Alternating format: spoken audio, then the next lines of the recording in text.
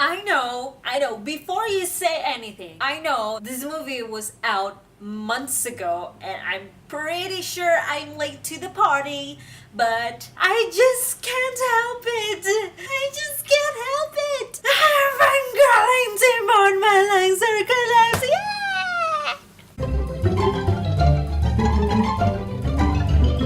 Good morning, afternoon, evening, everyone. Hi, welcome back to my channel. It's time for another movie review. Surprise, surprise. Usually, I make a review about a movie that has come out days or even months ago, or even like at least a month ago. But this time, I make an exception because when I see this movie, I cannot help it. I cry, I cringe, I laugh, because there are so many moments when me, as a fangirl, just went ah! So here it is. X-Men Apocalypse movie review. Prepare to be creeped out. Now, a very brief storyline because I'm pretty sure you know what's going on because the movie is out like months ago. A big bad mutant, considered to be the first, suddenly comes back to life, as in like he wakes up from his deep slumber and tries to make the earth a better place, which of course it means like it's according to him, and that's bad. Now, a young mutant named Jean Grey see what would happen if he rules. She sees it in her vision, and Professor X and his band of thieves I mean his mutant students will try and stop this first mutant to save the world. There, that's the gist of the storyline. Now, onto fangirling. To understand this movie completely, you have to watch the previous two X-Men movies, which is, if I'm not mistaken, X-Men Days of the Future Past and X-Men The First Class. The second movie, which is the Days of the Future Past, can be a little bit woozy because it comes back to the first three X-Men movies, which is, I don't even remember the titles, but you can pretty much Google it or just see the Wolverine's IMDb, which is Hugh Jackman.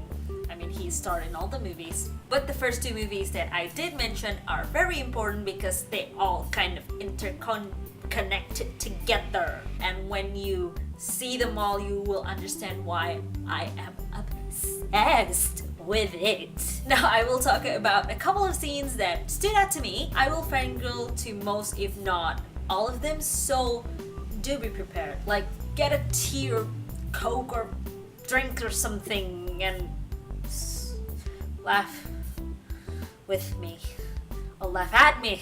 Ha! Now, first off, I want to talk about the Professor X relationship with a CIA agent named Moira McTaggart. To be honest, they don't really have a relationship, not a real one, but Charles Xavier does have a feeling for her. I mean, does have feelings for her since the movie X-Men First Class. And it was when mutants aren't as accepted as it is now, which is why he kind of wipes out her memory of him and the mutants so she would not be in trouble and the mutants won't be in trouble. And the time now when he met Moira McTaggart again is the 80s, and that's when mutants are a little bit safer to go around as themselves. But in this movie, Moira, resurfaced again because she is the one who found the first mutant, the enemy in this movie, and he kind of have to meet her again to see what she knows and to know more information. And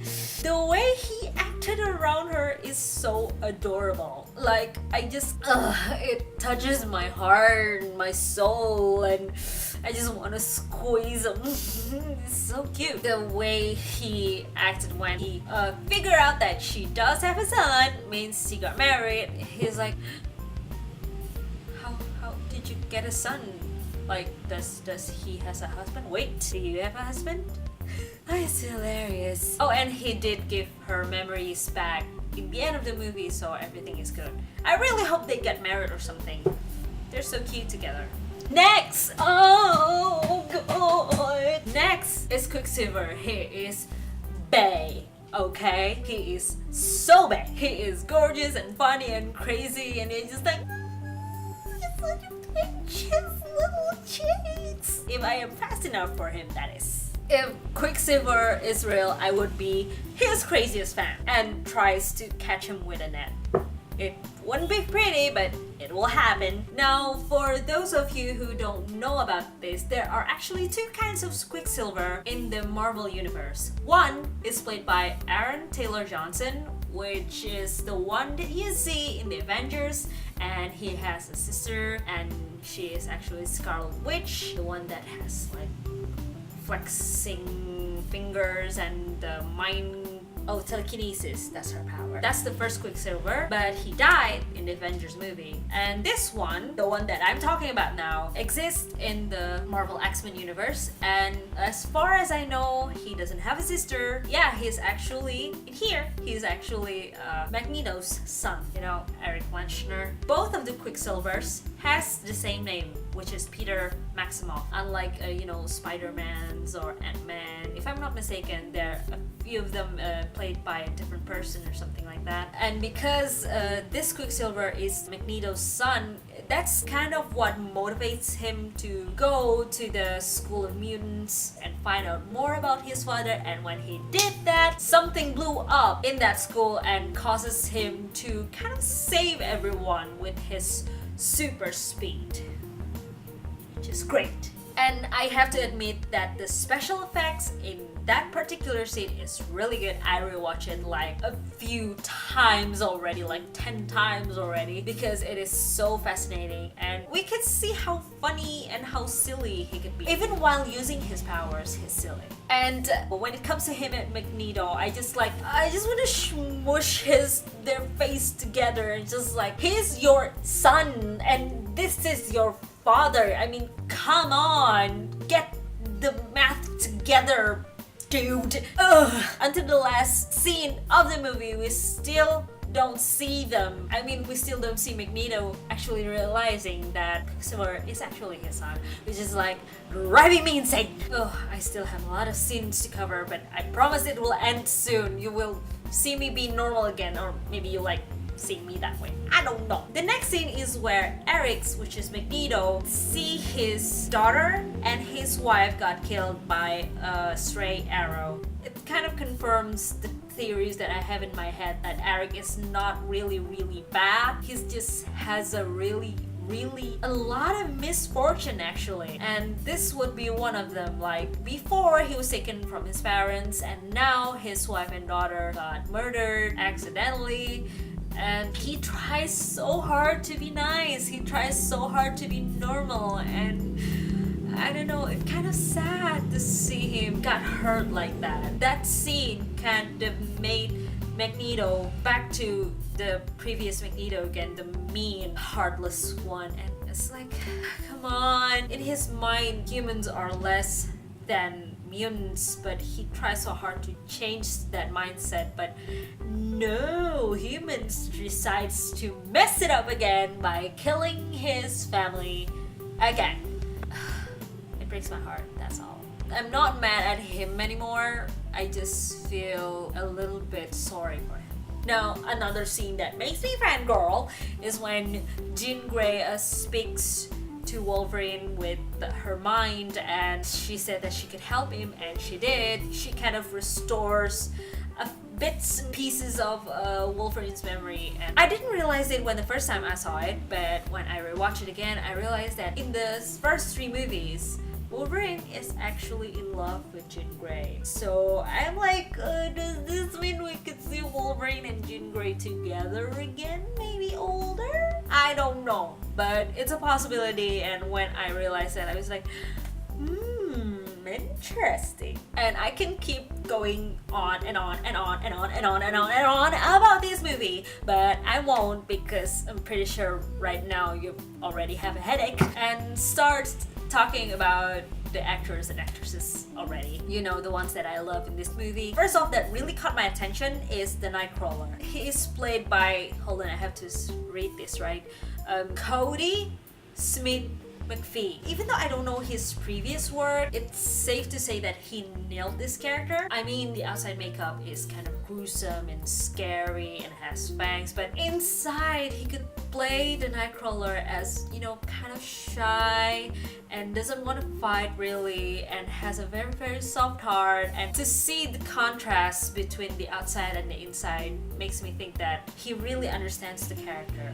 I just love how he brings Kurt Wagner into life. Another person that I want to talk about is Lucas Till, who played Alex Summers, or his name call is Havoc, if I'm not mistaken. That's his nickname. And he is the brother of Scott Summers, which most people would know is Cyclops. You know, the one who has the red eyes. I didn't pay attention much when he first appeared in X-Men First Class. Now, I pay attention to him because Marvel decides to kill him! Like, you know the phrase that you never really appreciate something until you lose it. I feel that. I feel that so much when I see Alex Summers just kind of blown up. Why? I actually thoroughly enjoy watching him in the 3 movies that he's in, and now you're just gonna take him from us? Why? You're toying with my heart, Marvel! But nevertheless, I will see him again in the series MacGyver, and I think that's kind of balancing him dying in Marvel universe. I just hope it will make up for the monstrosity that Marvel did, because that's just mean. That's just a whole lot mean. Also, quick note on Evan Peters, how he brings Quicksilver to life as well. He kept constant performances and I love him so much for that. Although I do wish I could see more of him and Michael Fassbender together, because in the movie they are father and son, but one does not know while the other knows, and it just makes me hope for another movie, which is stupid because X-Men already said like this is like the last movie and X-Men already has too many movies going on. But you know, a girl can hope, right? A girl can always hope. At least I hope so. Anyway, for this review, I won't say that you should watch the movie or not, because the fangirl side of me would say yes, you should watch the movie. But in the other hand, the movie is already out like months ago, and today you can like watch it in your computer and DVDs and such. It's not relevant anymore. I will say that this is a good action movie and it has a great story, even though it would leave some people question stuff, because like I said, you have to understand the previous movie, or at least watch the previous movie to understand this movie. For a big fan of Marvel, this is definitely a treat. And for any fangirls and fanboys out there, I hope you enjoy this movie, because there's so much background, storyline, character that we could all fangirl and fanboy about. Let me know if you want me to review other movies that just not comes out, like past movies or something like that. I plan to do old movie reviews from my view, but if you have any suggestion, I would be happy to do so, to do the reviews that you want. That's it for now. That's it for my review on the X-Men Apocalypse. I hope you like it. If you do like it, don't forget to click that like button and comment, share, and subscribe, and I'll see you next time.